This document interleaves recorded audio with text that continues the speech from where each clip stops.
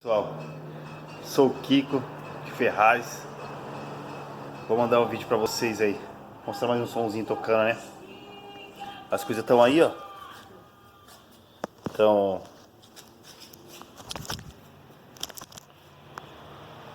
aqui, né, mano?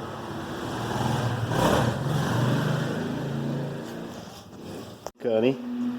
Deixa eu fazer uns cortezinhos aqui, ó. Na lateral pra quando ele entrar, tá vendo? Vai ficar bom, mas tá ficando bom aí, ó.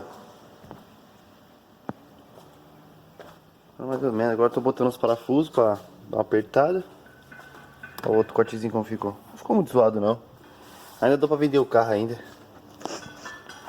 Aí agora eu vou dar só uma reguladinha no PX2, né, mano? E vai ficar já tinindo já.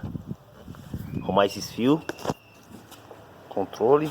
Tá mandando, anda, chama, é o Tiguinho que tá mandando, anda, chama, pode vir sem dinheiro, mas traz uma piranha aí, pode vir sem dinheiro, chama uma piranha aí, brota e convoca as puta, brota e convoca as puta, mais tarde tem fervo, hoje... E colocaram o apelido dela de Bu, porque sempre quando ela chegava ela assustava todo mundo.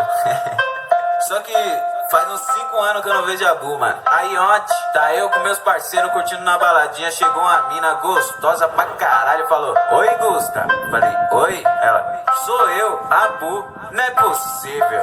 Aí eu tive que falar assim pra ela, ó: "Eita, Bu, cê tá bonita. Eita, Bu, cê tá gostosa. Eita, Bu, cê tá cheirosa. Bu, cê tá maravilhosa.